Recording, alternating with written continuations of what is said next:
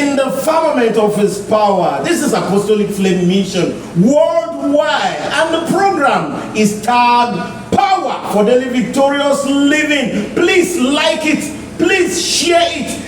This is the 14th day out of the 40th day of supernatural power. I'm going to call onto the podium now the man of God, the prophet of the living God, Prophet Wale Akinyanju. Ṣẹ̀rí àjíǹde Jésù olùgbàlà. You see the resurrection of Jesus Christ. Àṣírí ìjìnlẹ̀ ń bẹ níbẹ̀. There's a mystery behind it. Ṣẹ̀rí àjíǹde Jésù Olúwa yìí. That resurrection of Jesus Christ. Ìbànújẹ́ ló jẹ́ fún èṣù. Is sadness to Satan. Tó bá jẹ́ wípé Sátánì mọ̀ wípé àgbélébù ni ọ̀nà àbáyọ sí ìràpadà ènìyàn láyé.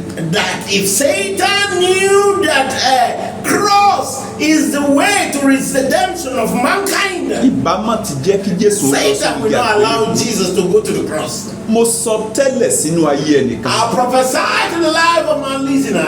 Gbogbo ìrètí ọ̀tá lórí ayé rẹ. Every expectation of the enemy is on you. Ìrètí òkùnkùn lórí ilé rẹ. Expectation of the darkness in your you. Ìrètí àwọn ìka ènìyàn lórí iṣẹ́ rẹ. Expectation of the darkness on your job. Lórúkọ Jésù olùgbàlà, ó yá kó bọ́ sí òfò báyìí. It become thing of naught now. Sátánì ò mọ̀ wípé lórí igi àgbélébù ni iṣẹ́ ìràpadà ènìyàn máa parí. Satan never knew that the work of redemption will be completed on the cross. Ọlọ́run gbọ́ ọ̀nà ẹ̀bùn rí ọ ní sá. And the Lord now took him as a surprise. Ọlọ́run gba ọ̀nà ẹ̀bùn The rí Lord ọ. took him by Ó surprise. parí iṣẹ́ ìràpadà And the Lord ènìyàn láyé. finished the work of redemption Lórí ọ̀rọ̀ rẹ. on your own issue. Lórúkọ Jésù olùgbàlà, Olúwa máa gbọ̀nà ẹ̀bùrú yọ. The Lord will take your enemies by Ibi surprise. tí ọ̀tá rò pé òun ti máa mú ọ. Where enemies have thought to arrest you. Ibi tí òkùnkùn rò pé òun ti máa rí ọ. Where darkness they've thought to arrest you. Lórúkọ Jésù olùgbàlà, In the name of Jesus. wọn ò ní bá ọ níbẹ̀. Mo sọ tẹ́lẹ̀ sínú ayé rẹ I o. prophesy to your life. Okùn tí ayé dẹ nítorí tìrẹ. That rope that the enemy have set before you. Pàkúté tí wọ́n dẹ nítorí tìrẹ. That trap that they've set before you. Lórúkọ Jésù olùgbàlà, ó yá wọ́n kó sí fúnra wọn báyìí. They find their rope. Bíbélì sọ fún wa The wípé Bible says okùn já o, the rope cut off àwa sì yọ. and we are free. Torí pé lásán ni wọ́n dè àwọn wọn sílẹ̀ fún ẹyẹkẹyẹ. Because in vain they've set traps for birds. Okùn tí ayé dẹ nítorí tìrẹ. Every rope they've set because of Pàkúté you. tán dẹ sílẹ̀ dè ọ́ náà Every níbi iṣẹ́ trap rẹ. they've set because of your job. Lórúkọ Jésù olùgbàlà, Name ó of yá wọ́n kó sí fúnra wọn báyìí.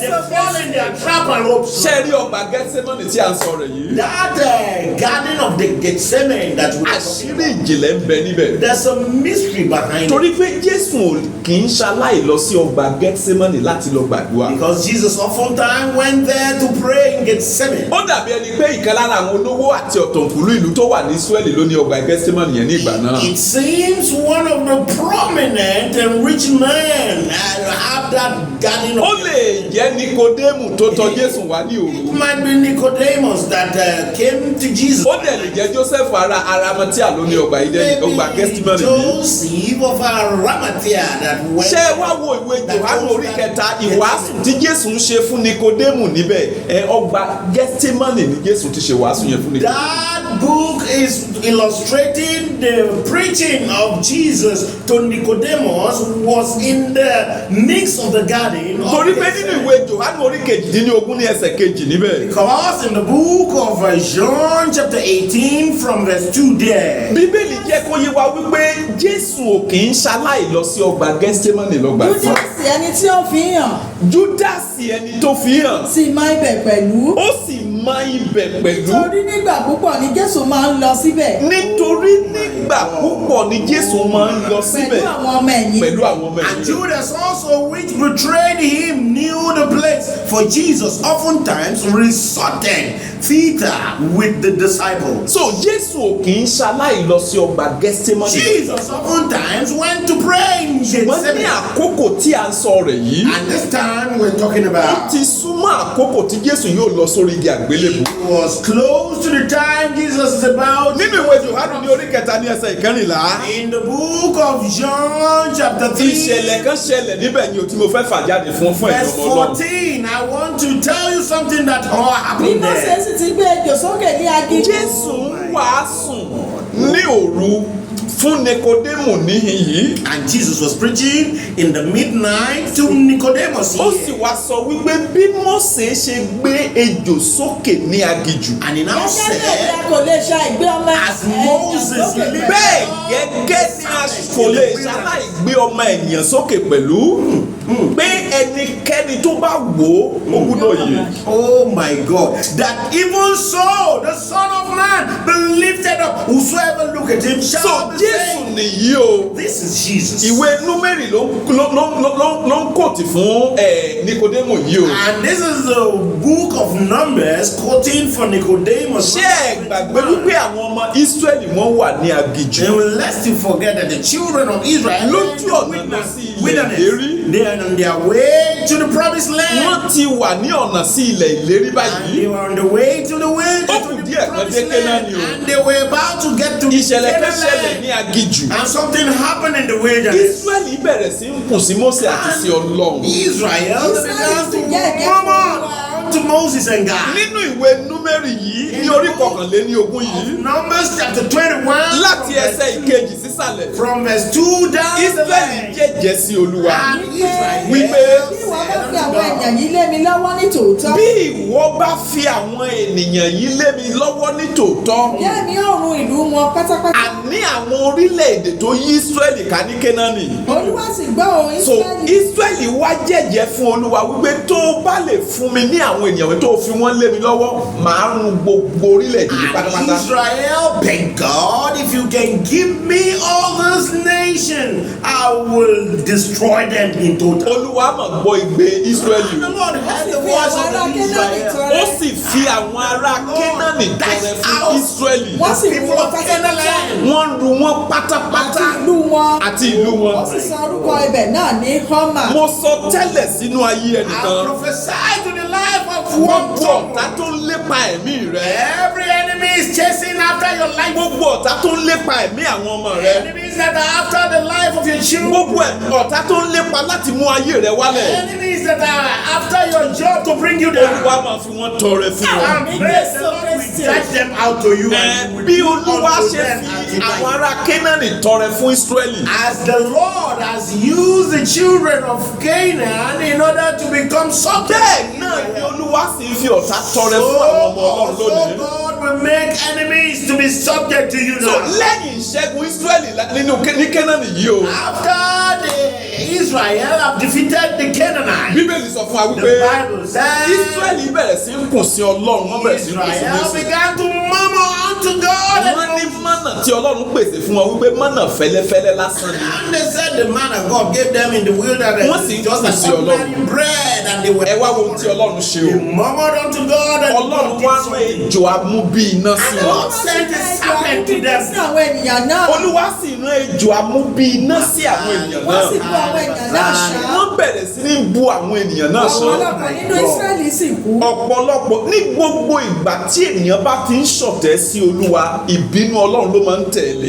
Whenever you rebel against God, what follows is the anger of So God. Ísírẹ́lì ṣọ̀tẹ̀ sí Olúwa ní aginjù. And the children of Israel rebelled against God. Olúwa wá rán ejò amúbí iná sí God wọn. sent a serpent to them. Ó sì bẹ̀rẹ̀ sí ní bù wọ́n And sán. began to bite them. Ísírẹ́lì gbàgbé oore Ọlọ́run. And Israel forget the goodness of Wọ́n God. gbàgbé oore Ọlọ́run. They forgot the Bí goodness wọ́n of ṣe fi God. ọwọ́ agbára la òkun pupa já. How they strongly and mighty hands Ísírẹ́lì gbàgbé oore Ọlọ́run. River Jordan, and they forget Bí Ọlọ́run ṣe sọ odò Márà tó korò di adùn fún wọn. as God changed the water in in the river of Mara Wọ́n gbàgbé to oore sweet Ọlọ́run. and they forget the goodness of God. Nísinsìnyí o, wọ́n bẹ̀rẹ̀ sí kù sí Ọlọ́run. Now began to murmur unto Olúwa wá God. bínú. And the Lord was angry with them. Ẹnìkan wà níbí tí mò ń bá sọ̀rọ̀ lónìí. One is here that I'm prophesying. Lórúkọ Jésù olùgbàlà, Name of o ò ní rí ìbínú Ọlọ́run. Have faith, you will never see the anger of God. Bíbélì sọ fún wa wípé The Bible ó says,